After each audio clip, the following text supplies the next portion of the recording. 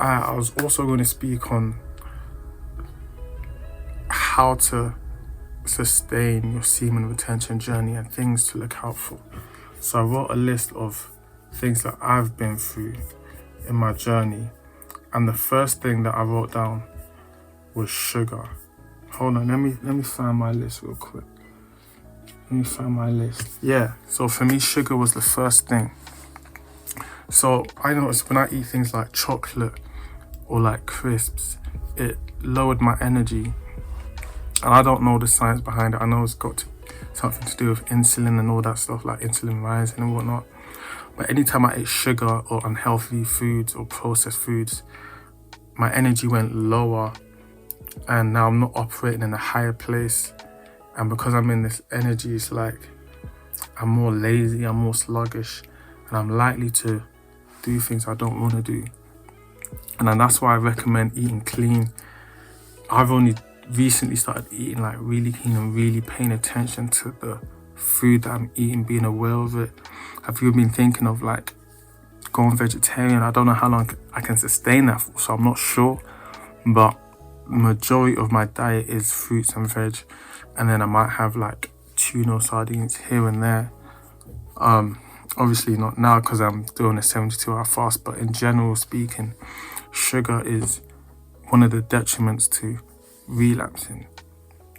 Another thing that I wrote is scrolling on TikTok, scrolling on Instagram, YouTube Shorts, like first thing in the morning. If that's what you're doing first thing in the morning, you're most likely going to see something. And now in the morning, you've got stagnant energy, so you're lying down in your bed. And when you've got stagnant energy, that energy wants to transmute itself into something. It wants to be used. So if you don't use the energy into your meditation or in your prayer or in a workout, if you have that stagnant energy first thing in the morning and you're just scrolling, the next thing you know, your mind's going to wander because you haven't put your mind in the right place or your spirit in the right place through certain spiritual practices. The next thing your mind's going to want to do is go to like a website that you shouldn't go to. So I recommend staying away from sugar. I also recommend staying away from scrolling first thing in the morning. If first thing in the morning you can do is meditate, because you're already lying in your bed anyway. So you might as well just meditate, put your phone down, breathe in and out for 20 minutes. Me, I do it up to 40 minutes now. And I realize I've got a lot of tension on me, like when I wake up. But I think it's because I've been going to the gym. I don't know if it's linked, but it feels like ever since I've been going to the gym, I need to meditate even longer. Maybe it's linked. Another thing that I wrote down was pride. Now, on this journey, when you like hold on for a long time, you're gonna feel unstoppable. You're gonna feel like you're better than other people. And when you start feeling like you could really do this journey, like, man, I'm sick, I can do this, I could do that,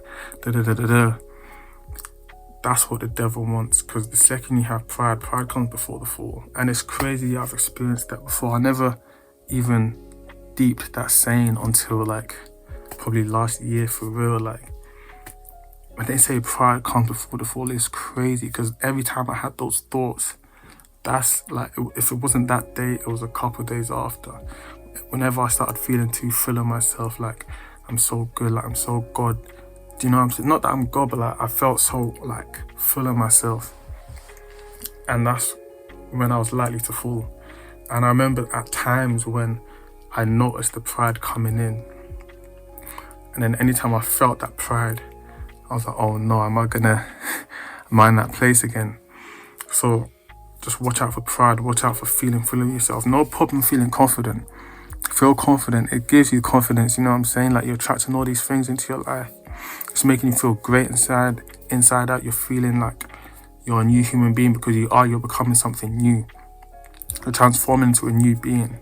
You're not going to be the same person as you was before if you're doing semen retention.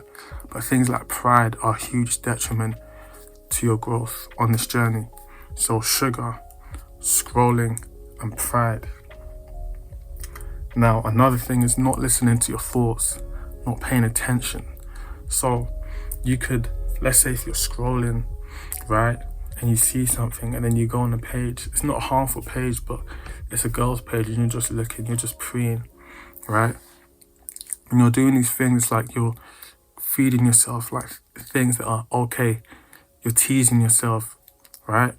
And you're looking at things that aren't harmful, but aren't good for your spirit. And you know, because you know the place that it comes from. You know the intention of why you're looking. You're looking with lustful eyes, right?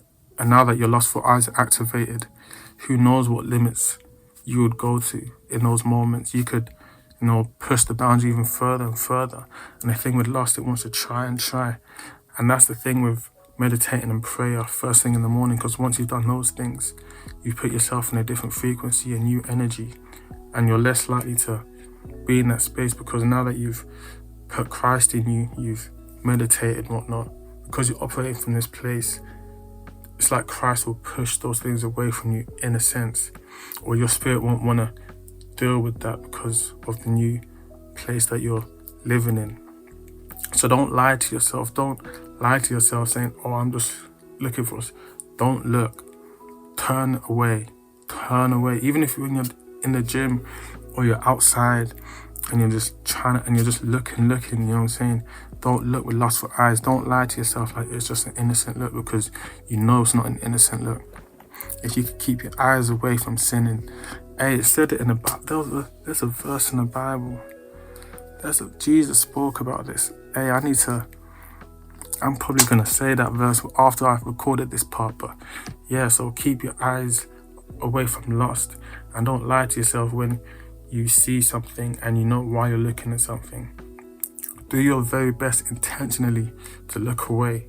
So like I said, I'll name all the things that have made me sin in the morning, all in the day. So it's sugar, it's scrolling first thing in the morning, it's the pride, that's a big one, the pride.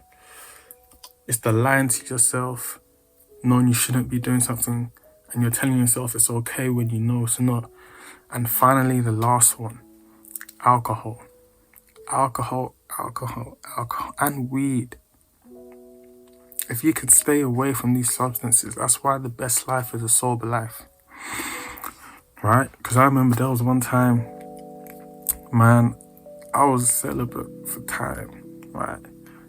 I was probably celibate for like, a month. And I was talking about my celibacy journey and whatnot. And then there was a girl with me, and she overheard me, right? But bear in mind that I'm drunk at the time. And now because you hear me talking, and that's another thing, don't talk too much about your journey, just do your journey and stop opening your big mouth. I'm talking to myself right now. Don't open your mouth and tell people what you're doing. Nowadays, I don't talk like, you know what I'm saying, but I was having a good time anyway. I was talking to some people about it, and hey, you should do this, do that, I was saying like, no, God can do it, yeah, God can, whatever. Boom, next thing you know, she wants to be the one to like, you know what I'm saying? So stay away from these things, because alcohol puts you in a different state of mind. Substances like weed put you in a different state of mind. And it's best to stay clear of these things, because you don't want to fall. You need to stay on that journey. So sugar, scrolling, looking at things you shouldn't be looking at, and don't lie to yourself. Pride, alcohol, and weed. Stay clean, stay sober. All these things will make you full. And these are the things that have made me full. And another one actually is not working out. Working out takes away all the tension in your body. It takes away the urges. The downside is that it makes the urges come 10 times stronger. But a silver lining, because you've been in the gym, you're stronger now. You're able to deal with these things, especially if you're someone who's consistent, right? That's the key word, because if you're not consistent in the gym, let's say for 3 days, I'm in the gym working out, and then the next 2 days, I'm not in the gym.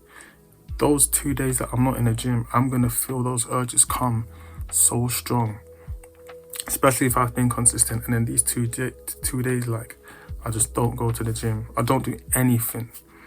But I'll feel those urges. And if I make it go a third day, and I'm not in the gym on that day, I'll really feel the effects of those urges coming on me strong. And I'll know I need to do something. I feel like I need to put this energy somewhere. And the truth is the energy wants to go somewhere, because now it's stagnant energy. You've just, released the energy in the gym. You've transmuted the energy, but now it's stronger because you've got stagnant energy, and that energy wants to do something, and it's just building up in you again. That's why you have to stay consistent in the gym. So that's why I've been staying consistent. One, I want to look good. I want to feel good in my skin. But going to the gym deals with the urges. So like I said, pride, sugar, lying to yourself, not listening to your thoughts, scrolling, alcohol, weed, and gym. Make sure you're in the gym, right? Don't wake up in the morning and say, maybe not today. Don't do that to yourself, because you will regret it. So these are all the things that have made me fall in the past, and I hope that you take these on board and try and implement these in your life as well. That's some HolyMotion for real. I'm trying to get used to saying HolyMotion, man, because I don't even be like, that's not how I speak. But yeah, man, if you can implement those things in life and be wary of those things in your life, you're less likely to fall into sin. Let's say you're less likely to relapse. You're likely to go for much longer. Eating clean is such a good way to go, such a good lifestyle habit. It changes everything, puts you in a different vibration. So yeah, man, take care of your spirit, eat clean, go gym, work out, drink your water, don't eat sugar, don't have pride. I'm saying? Meditate first thing in the morning, stay clean, don't do alcohol, don't smoke weed, and don't lie to yourself either, when you shouldn't be looking at something. And know why you're looking at something. If you notice you're just going on girls' Instagram pages, just get off the app, do something else, Like, this is your spiritual journey, and you need to take it seriously. If you care about where you want to be in life, you have to take this seriously. Like, a few moments of pleasure is not worth it, man. It's not worth it. You will be filled with regret. Remember the times you were filled with regret. Remember those times and how much you hated it. Remember how much you hated it. So don't do those things, and make sure you're just staying clean. And just, stay righteous. Let's go.